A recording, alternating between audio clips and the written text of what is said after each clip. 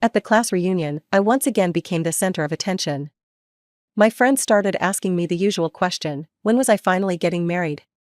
I simply smiled, pulled out a stack of invitations, and handed them out to everyone present.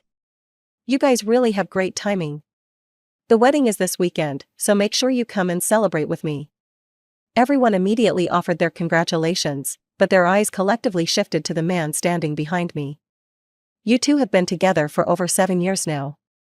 It's about time you made it official. Rain suddenly slammed his glass down on the table with a loud thud, his voice filled with anger. Francis, do you think this whole marriage pressure thing is funny? An awkward silence fell over the room. I calmly walked up to him, unfolded an invitation, and placed it in front of him. Sorry, but I never said you were the groom. At every class reunion, one question was always guaranteed to come up: when would they finally get to attend my wedding with Rain?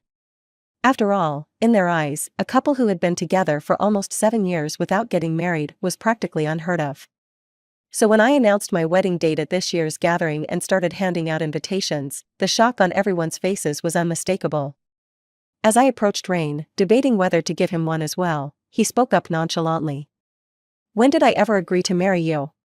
Francis, what kind of stunt are you trying to pull here? Do you really think this is funny? The room fell silent. His voice, filled with anger, was the only sound echoing in the private lounge.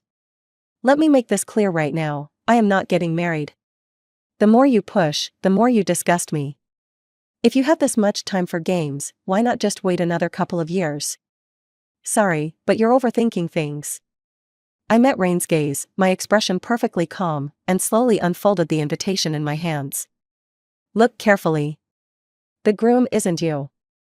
The moment I said that, everyone immediately opened their invitations, exchanging confused glances and whispering among themselves. What? The groom isn't Rain? Todd. That name sounds familiar. She has to be joking, right? After all these years, how could she just move on like that? Rain snatched an invitation, and after confirming the name, crumpled it into a ball and threw it at me in fury. What the hell is this? Some kind of performance?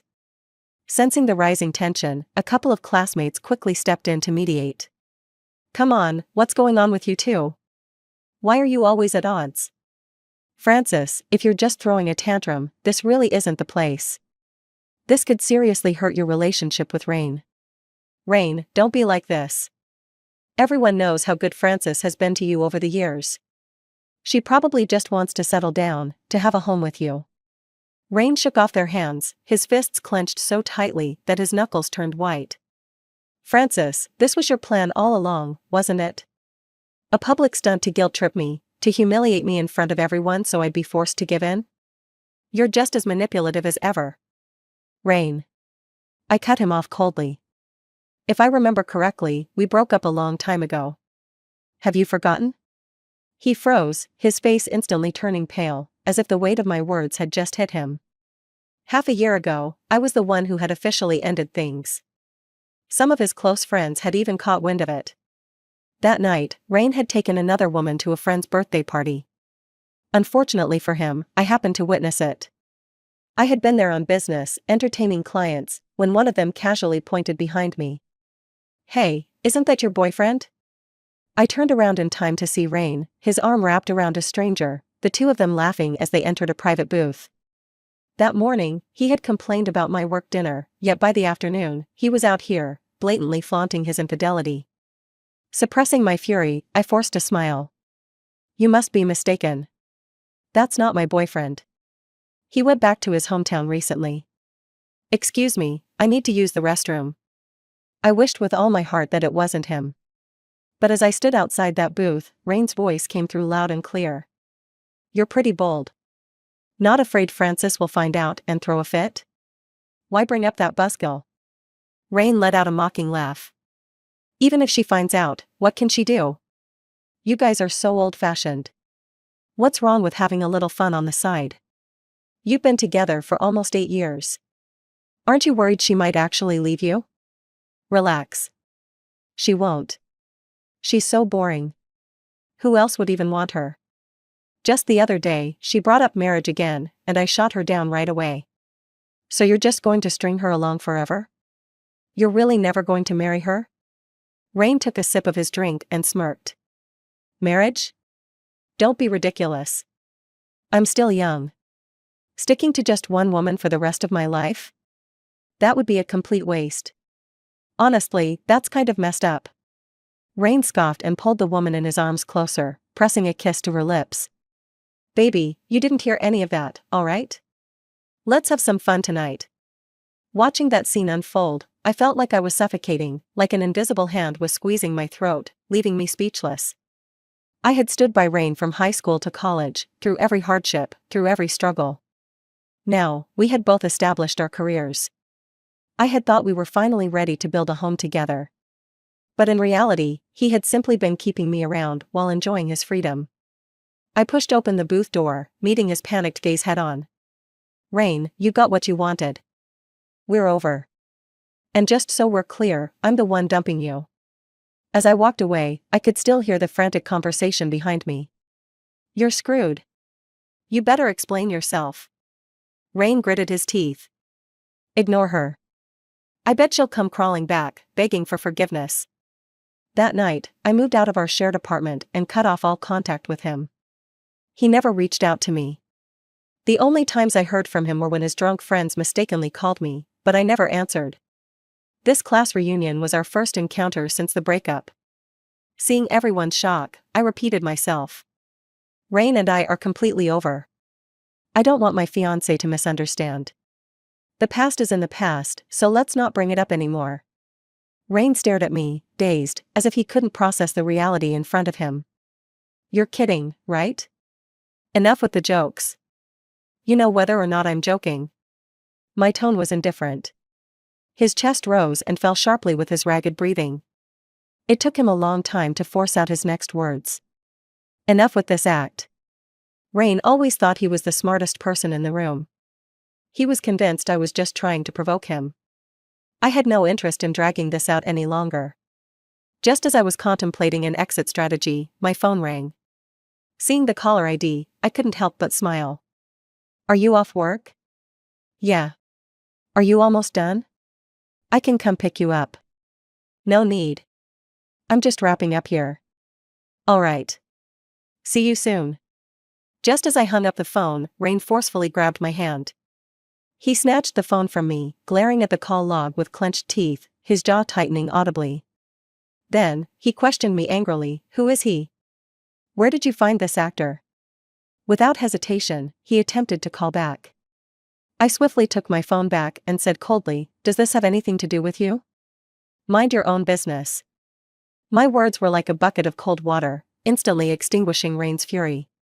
His eyes reddened, lips pressed tightly together as he nodded repeatedly, seemingly trying to suppress his emotions. Remember what you said today. It's over between us. We're completely done.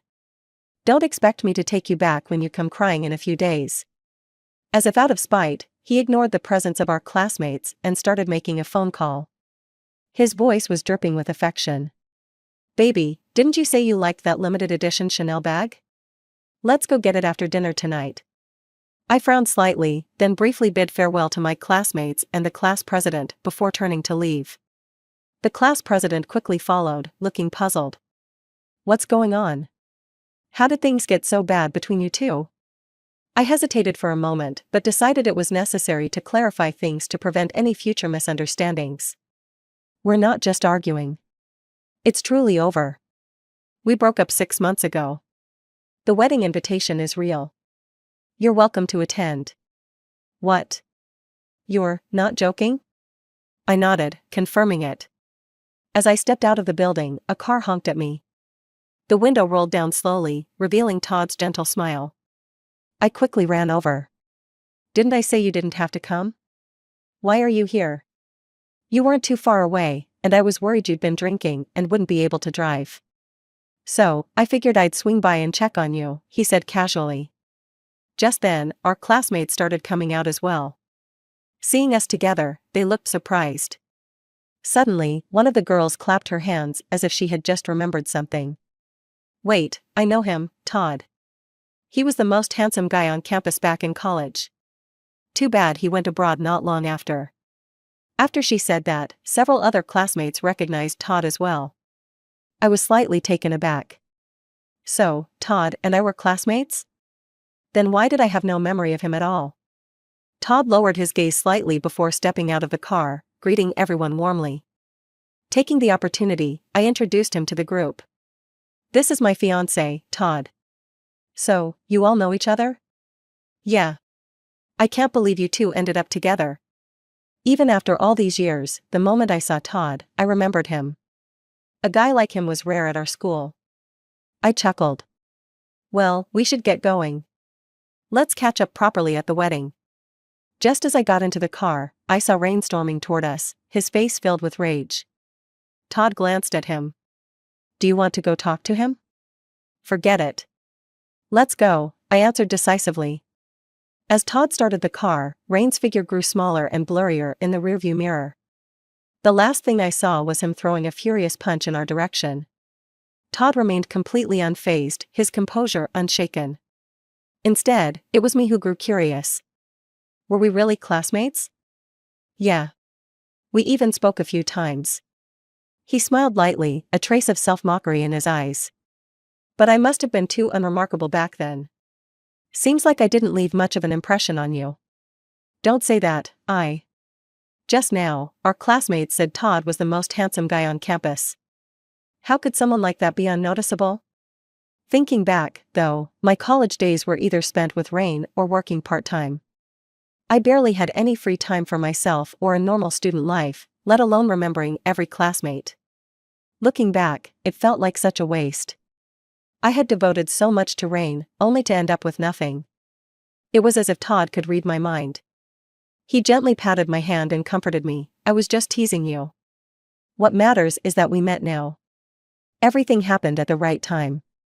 Speaking of how Todd and I met, I had to give credit to my enthusiastic boss. Back when I first broke up with Rain, it would have been impossible to say I wasn't affected at all. I tried not to let my emotions interfere with my work, but I had little enthusiasm for anything. When my boss found out, he immediately took it upon himself to find me a new match. He had always looked out for me, both as a mentor and a friend, so I didn't reject his good intentions. And the person he introduced to me was Todd. Todd was actually the lead partner on a project our company was working on. During our first meeting, we didn't talk much, but something about his calm, composed demeanor made me feel at ease. Just being around him was comforting. Todd also admitted he found me intriguing, so we started casually meeting up for meals outside of work. Over time, through both professional and personal interactions, I discovered that beneath Todd's seemingly aloof exterior was an incredibly gentle heart.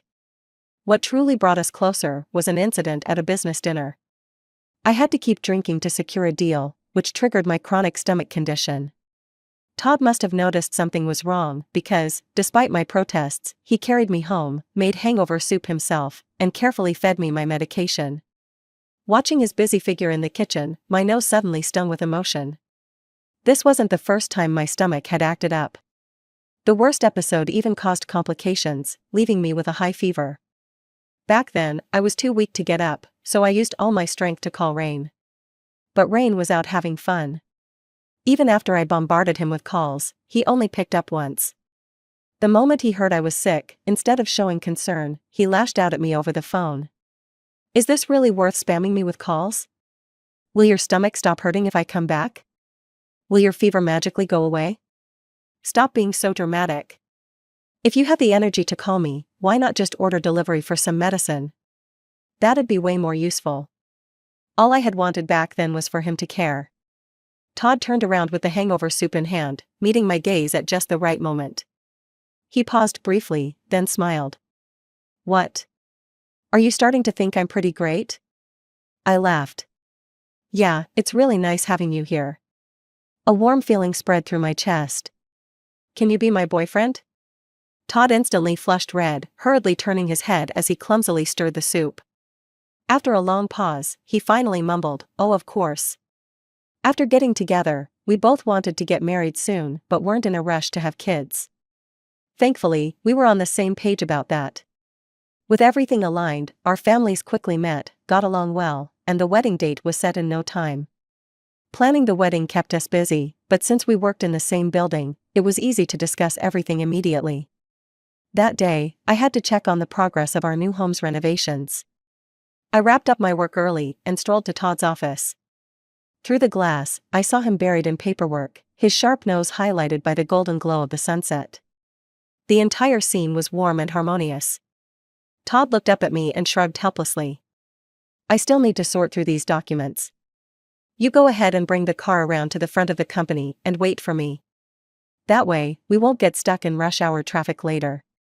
He was always so meticulous, thinking of every little detail. I had just parked the car and was leaning against the door, waiting for Todd, when Rain suddenly appeared out of nowhere, striding straight toward me. Before I could react, he blurted out, "Why haven't you been answering my calls these past few days?" I frowned. Are you serious? Didn't we already talk this through last time? Also, I've been busy planning my wedding, so do me a favor and stop bothering me, okay? You're still mad at me, aren't you? We've broken up, Rain. Which part of that do you not understand? His eyes were filled with resentment as he reached out to grab me, but I dodged him effortlessly. He took a deep breath, still keeping that arrogant tone of his. I know you. Deep down, you still want to marry me. You're just using this as some kind of reverse psychology. I'll let this slide. Move back in first, and as for marriage, I'll decide later, based on how you behave. Looking at him, I no longer felt anger, just a sense of absurdity and a tinge of sorrow. Our parents were neighbors, and we had practically grown up together. We had been in a relationship for over 7 years. But all these years, he had never once considered respecting me. Even now, his words sounded like a condescending act of charity. What did I even mean to him? A submissive, blindly devoted attachment to his life? Rain, I will never marry you. I already have a fiancé, you met him last time. You're lying. That guy was obviously just some actor you hired. You should know me well enough to understand that I would never joke about marriage just to spite someone. I shook my head. Forget it. There's nothing left for us to talk about. I turned to leave, but Rain suddenly grabbed my wrist, forcing himself on me in an attempt to kiss me. What do you mean, forget it? Francis, don't forget what you promised my mom. You belong to me, and only me, for the rest of your life. His words struck me like a bolt of lightning, freezing me in place. Rain and I had been childhood sweethearts, and our relationship was tangled with too many complicated emotions. It was never just about love, there was also gratitude toward his family. My mother passed away when I was young, and for as long as I could remember, it had always been just my father and me. But my father spent most of his time drunk. When he drank, his temper flared uncontrollably, and he would take his anger out on me with a wooden stick. One time, I was beaten to the point of barely clinging to life, and he still didn't stop, until Rain's mother happened to pass by, noticed something was wrong, and barged in to save me. She scolded my father for being an unfit parent and told me that if he ever drank again, I could come to her house anytime to seek refuge. Not long after, my father died in an accident. She took me in and treated me as her own child. From that moment on, I had a home. Perhaps because Rain's mother was so loving, and his father was in poor health, Rain had been spoiled from a young age. He resented me, believing I had stolen his parents' attention. But compared to my father's abuse, his petty hostility meant nothing. Over time, maybe because he got used to my presence, Rain stopped picking on me, and even started to accept me. I, too, got used to following him around every day. I lived in their home for 7 years, until Aunt Jo passed away in a car accident. On her deathbed, her biggest concern was Rain. She wanted me to take care of him and Uncle Joe so that she could leave in peace. Rain had never known hardship. After Aunt Jo passed, Uncle Joe's medical expenses became a heavy burden, but I never once complained. I truly wanted to build a home with Rain. But later. Francis, why are you so quiet? At some point, Todd had quietly appeared beside me, stepping between me and Rain. Todd, He gave me a gentle smile, his eyes full of reassurance. Then, he turned to Rain and asked, at that time, Francis was just a teenage girl, yet she took on the responsibility of supporting your entire family. She worked day and night, exhausting herself to the point of falling asleep on the way to work. All these years, she never uttered a single complaint, and yet, you call that breaking a promise? I stared at Todd in shock. I had no idea how he knew all of this. Do you even realize how severe Frances' stomach problems are? I've seen people work hard, but I've never seen anyone push themselves like she has, working to the point of ruining her own health. Can you even begin to comprehend how much effort she put in just so you and your father could live comfortably? Aren't you even the slightest bit ashamed for questioning her when, all this time, you were the one who owed her? Rain was at a loss for words, his face turning red with frustration. He pointed angrily at Todd. What does this have to do with you? She's my girlfriend. Taking care of me, and my dad is her duty. Who the hell are you to judge me? I stepped forward and wrapped my hand around Todd's arm. My voice was cold. I stopped being your girlfriend a long time ago. Don't try to stir up trouble in front of my fiancé. You too. Rain's glare could have burned holes through us. He clenched his teeth and asked, Frances, are you serious? I've always been serious. After a brief pause, I added, Rain, I'll continue covering your father's medical expenses. But you've already graduated. It's time you learned to live independently. I think if your mother were still here, she wouldn't want to see you wasting your life like this. The debt I owed Aunt Jo weighed heavily on me, so whenever Rain lashed out at me, I instinctively questioned whether I had done enough, never once thinking to defend myself. But just now, seeing Todd standing in front of me, protecting me, something finally clicked. Todd and I were about to get married. If I kept entangling myself with Rain, how could I possibly be fair to Todd? Rain stood frozen for a long time, as if he was carefully processing my words. Suddenly, his eyes turned red. No, Frances, are you really cutting me off? Don't leave me. Tears welled up and fell down his cheeks as he murmured to himself, we used to be so good together. Yes, he enjoyed spending my money chasing after younger, prettier girls, while also taking my sacrifices for granted. Of course, things had been great for him. Only I knew what it was like to stay up waiting for him, only to find him reeking of alcohol, covered in lipstick stains. From now on, don't come looking for me again. I glanced at the time and softly said to Todd, let's go. We had only taken a few steps when Rain suddenly shouted behind us. You think he's any better than me? He's been lying to you this whole time. Todd, do you dare tell Frances the real reason you transferred overseas back then? Or are you afraid she'll find out about the dirty secrets that got you kicked out of school? Todd suddenly stopped in his tracks, his body trembling slightly. I could feel his nervousness. Rain looked at Todd with a smirk. Looks like you never told Frances about this. Well, how about I do it for you? What do you think? You probably don't know this, but since the day Todd started school, he's been chasing after girls everywhere. He even stole someone else's girlfriend and got her pregnant. He couldn't take responsibility for her, and in the end, she jumped off a building and took her own life. Anyone who knows about this incident despises him. If his actions hadn't been so disgraceful that he was completely shunned by everyone, do you really think he would have willingly left everything behind and fled abroad? Stop talking nonsense. I stepped forward quickly, placing myself between them. This is slander, and you'll be held legally responsible for it. Whether it's slander or not, he knows the truth better than anyone. Rain shot Todd a sharp glare, before turning to me, his tone softening. I know I used to be a bit of a troublemaker, but we've been together for so many years. You should know I'm not a bad person. But what about him? How much do you really know about him?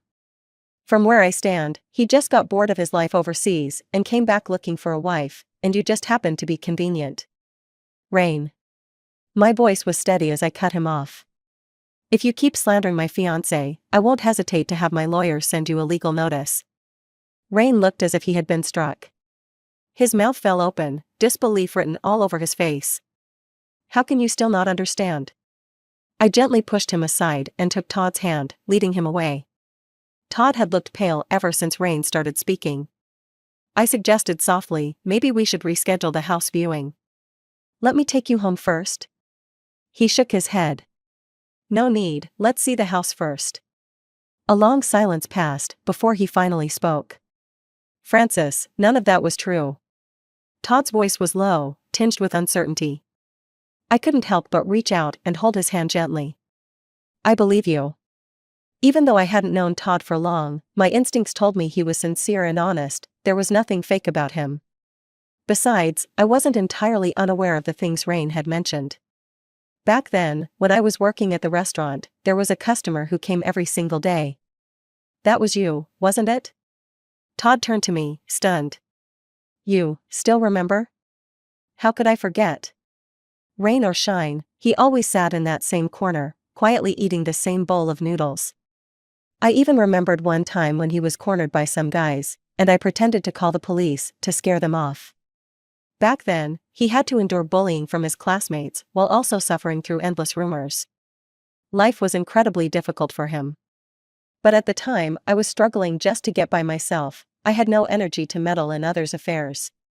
That single moment of help was all I could offer. From then on, he kept coming to the noodle shop every day, never speaking to me. At the time, he was sensitive and withdrawn, so different from the confident man he was now. If Todd hadn't accurately recalled details from my time working there, and if it weren't for what Rain said, I might never have connected the dots. Todd hesitated before saying, "You were the only person who didn't insult me, and even helped me. I didn't want to cause trouble for you and your boyfriend, so the only thing I could do was silently repay you in my own way." I couldn't help but smile. My salary was hourly, you know. Even if you ate more noodles, I wouldn't have earned a single extra cent. Huh? Todd lowered his head, a little frustrated. I thought you got a commission. I was joking.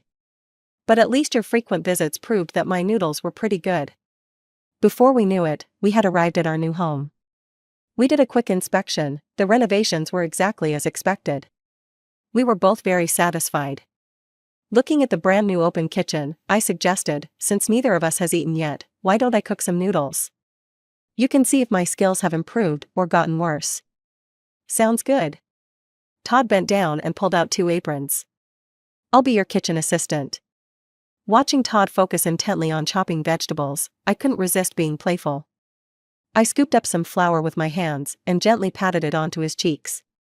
Todd looked puzzled at first, then his eyes widened in realization. He grabbed a handful of flour and flung it at me in retaliation. Even though we were both wearing aprons, our clothes were soon covered in flour. During dinner, we finally talked about the past. That girl who jumped off the building, she was Todd's cousin. She had been assaulted by a gang, and when she became pregnant, she couldn't bear the shame and ended her life. Todd had tried to seek justice for her but was instead targeted by those thugs. They retaliated by spreading malicious rumors about him. Once we started talking, it was as if a floodgate had opened. We chatted like old friends, with no secrets between us. Todd ate with his cheeks puffed out, but whenever he was particularly interested in a topic, his eyes stayed fixed on me with unwavering focus. At that moment, I realized, this simple, warm happiness was exactly what I had always longed for. Since my warning to Rain outside my office building, he hadn't caused any trouble for an entire week. Meanwhile, Todd and I were busy preparing for our wedding. The big day was getting closer and closer. To ensure my workload didn't pile up while I was on leave, I had been staying late every night to wrap up my projects. The next morning, I hurried out the door, only to have a figure suddenly block my path. Rain stood before me, looking haggard. His face was unshaven, his eyes red-rimmed. The arrogance he once carried was completely gone. Just as I was about to walk past him without a word, he spoke first. "You promised to help treat my dad, didn't you? His coughing has been getting worse at the hospital. He keeps asking to see you." I clenched my fists, then slowly relaxed them. Turning to him, I met his gaze with an unreadable expression. "I understand. You should go ahead first." You're not coming with me?"